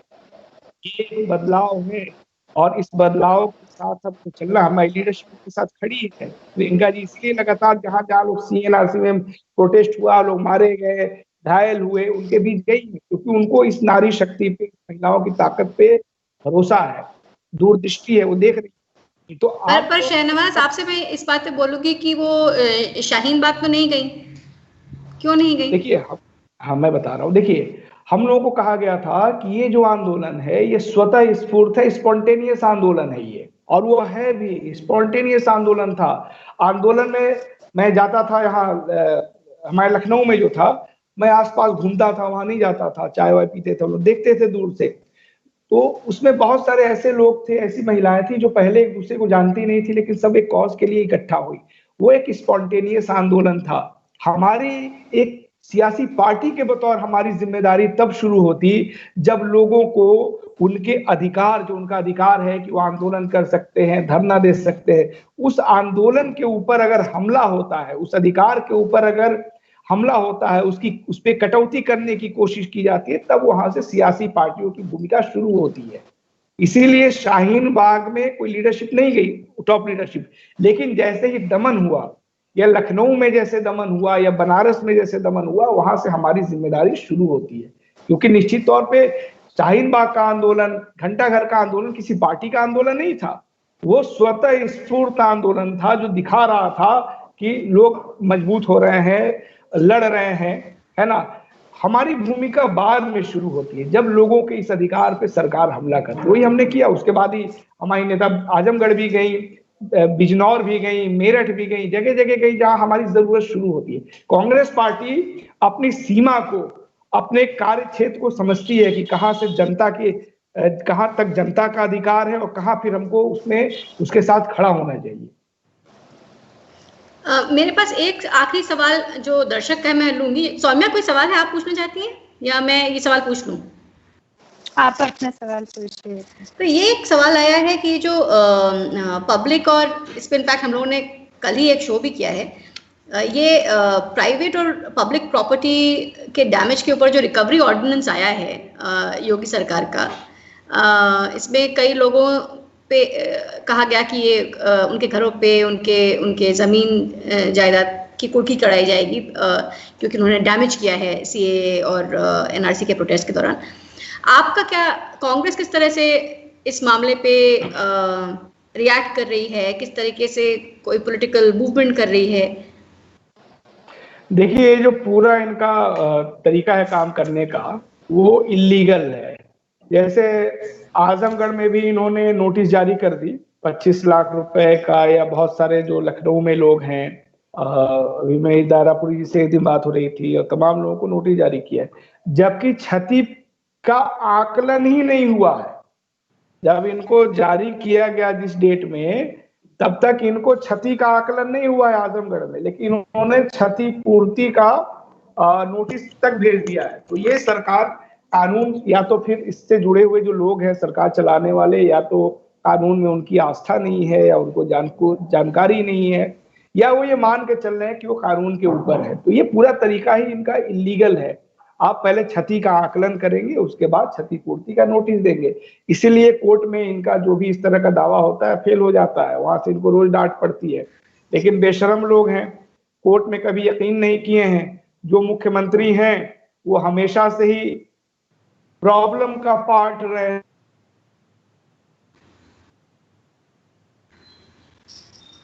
हो जिसको खुद ही इतने मुकदमे हों, और एक वाहिद ऐसे मुख्यमंत्री हैं हमारे जमहूरी निजाम में जो पावर में आते ही सबसे पहले अपने मुकदमे खत्म किए हैं। तो उनको लगता है कि हमको पुलिस को, प्रशासन को एक गुंडे की तरह, एक क्रिमिनल गैंग की तरह ऑपरेट करना चाहिए, वो कर रहे हैं। लेकिन इस पूरी प्रक्रिया में वो हमारे इंस्टीट्यूशंस की विश्वसनीयता, पुलिस की विश्वसनीयता को कितना डैमेज कर रहे हैं इसका अंदाजा उनको नहीं है। अभी मैं जेल में था जब, तो ये खबर मिली कि हमारे 7-8 जवान शहीद हो गए, उनको एक अपराधी ने मार दिया कानून। अब पुलिस की कैसी अपनी उसने छवि बना ली है इस, ये लोग खुश हैं, यहाँ तक कि जेल पुलिस के लोग भी कह रहे हैं अच्छा हुआ आपने एक इंस्टीट्यूशन को एकदम डैमेज कर दिया है। अगर उनके साथ गलत हो रहा है, वो कहीं मार दिए जा रहे हैं, तो आवाम का एक हिस्सा खुश हो रहा है। खुश होना गलत है, लेकिन आपको सोचना होगा ना कि आपने कैसी इमेज बना दी है। जिन बच्चों को 2 किलो आलू के चोरी में आपने जेल भेजा है, सिगरेट के डब्बे की चोरी में जेल भेजा है, 4 समोसा चुरा के जो जेल में गए हैं, वो पुलिस के मारे जाने पे खुश नहीं होंगे। आपने कैसा नजीर उनके सामने रखा है, आपने कैसा मतलब सिस्टम बना रखा है भाई। जेल में हमें 2 बच्चे मिले, मुस्लिम बच्चे हैं, इंटर में पढ़ने वाले, चाइना का वो झंडा जलाने गए थे। जो चाइना जो कैंपेन चल रहा था, एक हाथ में चाइना का झंडा लिए थे, बता रहे थे हम लोग जलाए हुए थे, एक हाथ में जिंदाबाद करने के लिए भारत का झंडा लिए हुए थे। कोई टिकटॉक जो बच्चे बनाते हैं बना रहा था। अचानक इसकी हवा तेज चली, भारत वाले झंडे में आग लग गया, वो बेचारा जेल में, राष्ट्रद्रोह में जेल चला गया। अचानक वो एक झटके में देशभक्त से गया था बेचारा देशभक्त बनने, देशद्रोही बन के जेल में। वो उन लड़कों के जहन में क्या रहेगा, वो कैसे देखेंगे आपके पुलिस को, आपके इंस्टीट्यूशंस को, आपके जुडिशियरी को जिसने उनको जेल भेजा है, जिस पुलिस वाले ने उनको पकड़ा, वो खुश होंगे क्या? आपने पड़ोसियों से भी रिश्ते बिगाड़े हुए हैं। मैं जिस बैरक में था, नीचे एक पूरा बैरक बांग्लादेश के लोगों से भरा हुआ है जो जमात में आए हुए थे। आपने उनको पकड़ के रखा हुआ है भाई, वो आए थे उनको डिपोर्ट करिए, उनके एम्बेसी के हवाले करिए, लेकिन आपको उनको पकड़ के रखना है, तो दिखाना है कि हमने बांग्लादेश के मुसलमानों को बंद करके रखा हुआ है। वो बेचारे इतने दिन से है कि हिंदी बोलना सीख गए। अब वो यहाँ से अगर जाएंगे, हर आदमी सुलझे दिमाग का, पढ़ा लिखा, आइडियोलॉजिकल, इंटेलेक्चुअल इस तरह का तो है नहीं कि चीजों को, परिस्थितियों को एनालाइज कर पाए। अब यहाँ से वो जाएंगे तो बांग्लादेश में जो चटर्जी है, बनर्जी है, मुखर्जी है, उनके खिलाफ अगर वो कुछ वहां मार झगड़ा करें तो उसके लिए कौन दोषी होगा? वो होंगे क्या? आपने एक ऐसा पूरा सिस्टम बना दिया है कि किसी का किसी पे एतबार नहीं है, किसी इंस्टीट्यूशन पे एतबार नहीं है ना। तो ये चीजें एकदम डैमेज ये करने पे तुले हुए हैं। ये तो आप क्या बदलाव लाएंगे? आपको क्या लगता है 2024 और उसके बाद की परिस्थिति क्या होगी कांग्रेस के लिए? देखिए, आवाम का जो रुझान है, लोग बात कर रहे हैं कि कांग्रेस लड़ रही है।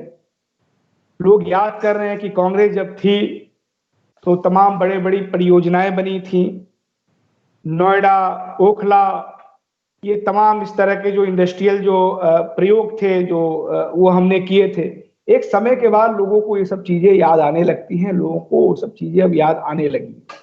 दूसरा, जाति की राजनीति किस तरीके से हिंदुत्व की राजनीति का हिस्सा बनी है, इसको आम मुसलमान भी समझ रहा है। ये मुसलमान समझ रहा है, देख रहा, हमसे बात करता था कि नेताजी आप तो कांग्रेस के नेता, आप जेल में आए, हम जिसको वोट करते थे समाजवादी पार्टी के नेता, सीए एनआरसी के आंदोलन पर क्यों नहीं जेल आए? क्यों नहीं समाजवादी पार्टी की जो जातिगत जनाधार के लोग हैं वो हमारे साथ जेल में खड़े हुए? लोग सोच रहे हैं। इसीलिए मैं अभी जो कह रहा था कि ये जो नया तबका आया है, जो नया क्लास आया है, वो सोच रहा है, वो सोचने वाला तबका है। और इसके साथ हम मिलकर के भारत को बनाएंगे। ये हमने पहले ही बनाया है, अंग्रेज लूट के गए थे, उससे ज्यादा लूट लेगा तो ही बना देंगे। हम कंस्ट्रक्टिव फोर्स हैं, हम पिच बनाना जानते हैं, इनकी तरह पिच खोदने वाला काम हम लोग तो करते नहीं है। जितना भी लूटेंगे बना लेंगे, लोगों का भरोसा है हमारे ऊपर, देश भरोसे से बनता है, एतबार से बनता है। इन्होंने क्या किया, इंस्टीट्यूशंस को कमजोर किया, लोगों पे भरोसा खत्म हुआ है, लोगों का इंस्टीट्यूशंस पे खत्म हुआ है भरोसा। एक तरह से पूरा अनार्की, एक फंक्शनल अनार्की आप कह सकते हैं, एक फंक्शनल अनार्की इन्होंने बना दी है, जो सिर्फ अनार्की फंक्शन होता हुआ दिख रहा है, नीचे कुछ है नहीं। सिर्फ नीचे एक अनार्की फैली हुई, ऊपर से ब्यूरोक्रेसी फंक्शन करता हुआ दिख रहा है। इसी को फंक्शनल अनार्की तो इन्होंने बना दिया हुआ। तो लेकिन हम बनाएंगे, हमने इस देश को बनाया है, क्योंकि इस देश को बनाने वाले लोग हैं तो इससे मोह है, माया है, बनाएंगे। जो देश के विरोधी थे, निश्चित तौर पे जो उस समय विरोधी थे, उनके चरित्र में कोई बदलाव तो आया नहीं, वो डैमेज करने वाले फोर्सेज। ये लड़ाई तो भारत भूमि पे हजारों साल से चल रही है, कंस्ट्रक्टिव और डिस्ट्रक्टिव लोगों के बीच, जैसा कि राहुल गांधी जी ने।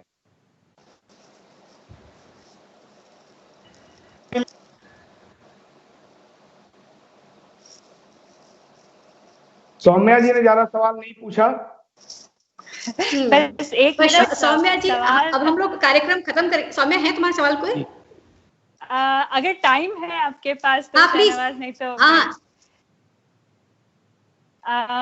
शहनवाज, तो आपने कहा कांग्रेस ने डेवलपमेंट प्रोजेक्ट्स करे, कांग्रेस ने पूरा देश बनाया जब अंग्रेज लूट के गए। कांग्रेस ने 2 कानून भी बनाए, यूएपीए और एनएसए, और आज वही कानूनों का इस्तेमाल करके डिसेंटिंग वॉइस का दमन होता है, प्रतिरोध की जो आवाजें हैं उनका दमन होता है। और मैं ये जानना चाहती हूँ कि आप लोग जब भी सत्ता में आएंगे, जब जो भी पॉसिबिलिटीज होगी, आप ये जो कानून हैं जिनको कॉलोनियल टाइम से या गलत तरीके से यूज किया जा रहा है, या जो उन कानूनों को भी हटाने की जरूरत है, आप उस पे क्या करेंगे? देखिए, मैं अपना तजुर्बा बता रहा हूँ, किसी और का नहीं। मैं बहुत सारे अपने दोस्तों के साथ, जिनको आजकल जेल में डाला है इस सरकार ने, मैं उनके साथ झारखंड में फैक्ट फाइंडिंग करने गया हूँ 2-2 बार, 2-2 बार गया हूँ। जिनके साथ गया हूँ, गौतम नौलखा जी हों या तमाम लोग, उनको पुलिस ने इस सरकार में जेल में डाला हुआ है। हम लोग पूरा आराम से जाते थे, आदिवासियों के बीच, दूसरे लोगों के बीच बातचीत करते थे, उन सवालों पे प्रेस कॉन्फ्रेंस करते थे, सब चीज करते थे। ये कानून उस समय भी था, लेकिन किसी के ऊपर लगाया नहीं गया।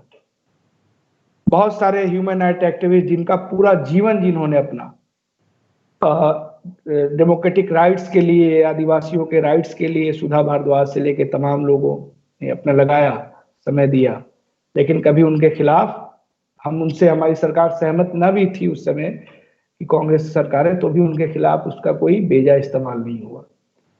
तो कोई कानून आप कैसे इस्तेमाल करते हैं, यही कानून पहले भी था, आज भी है। पहले समोसा के चोरी पे लोग जेल नहीं जाते थे, अब 2 किलो आलू पे लोग जेल चले जा रहे हैं चोरी के नाम पे।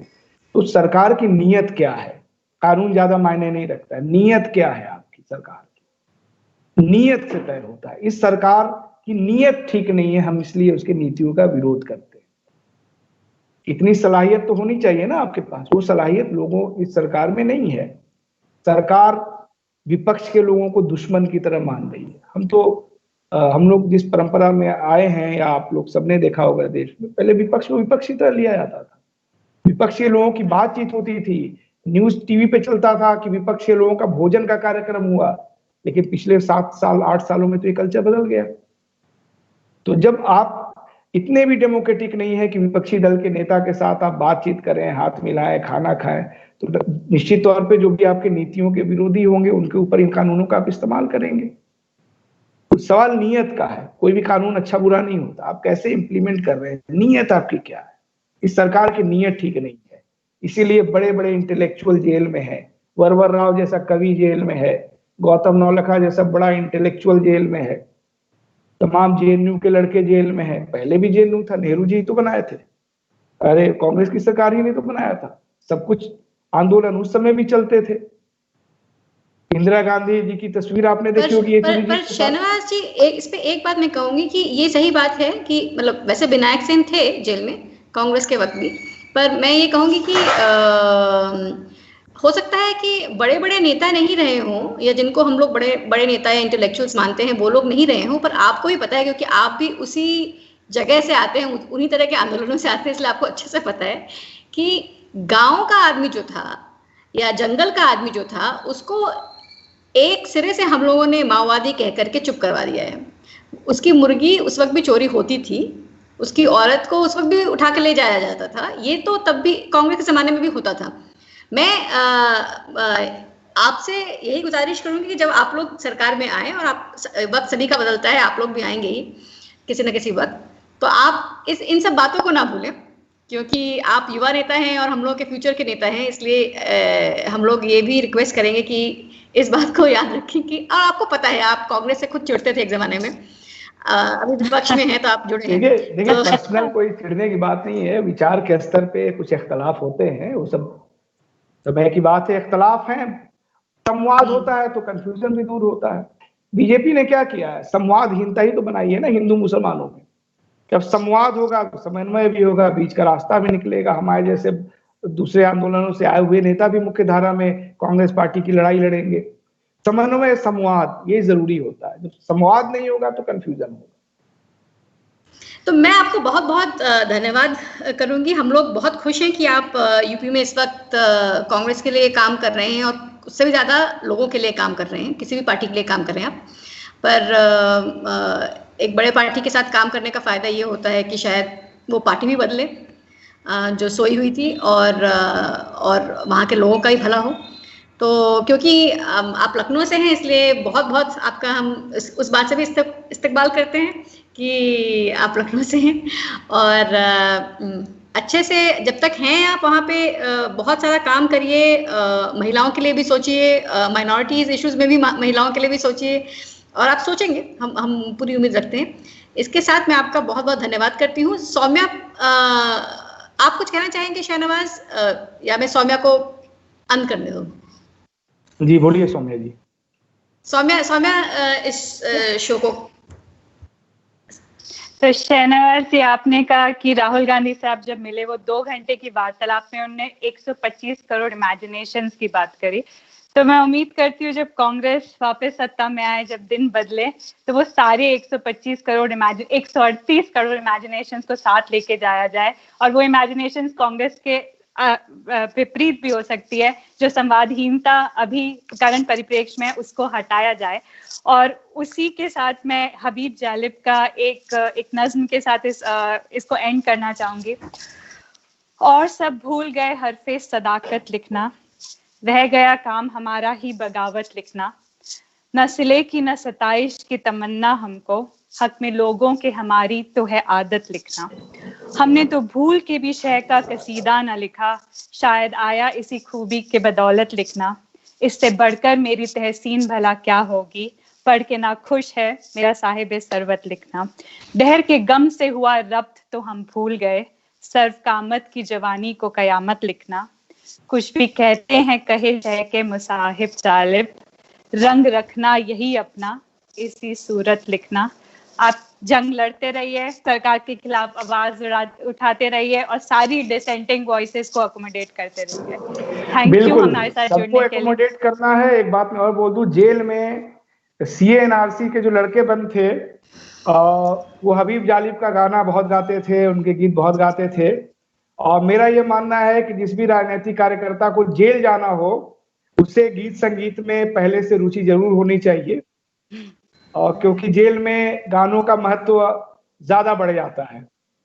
हर तरह के नज्म गाने वाले लोग होते हैं, और मुझे बहुत अच्छा लगा कि हबीब जालिब को लोग जेल में गा रहे थे। वाकई ये इस दौर में हबीब जालिब फिर से जिंदा हुए हैं, ये बहुत बदलावों का दौर है। बहुत सारे शायर जो 30-40 साल पहले जो नहीं रहे, जो चले गए, उनकी कविताएं, उनकी शायरी फिर से जिंदा हुई है। और यही जो शायरी है वो 138 करोड़ की इमेजिनेशंस को बल देती है आगे बढ़ने का, जिसकी बात राहुल गांधी जी कहते रहे।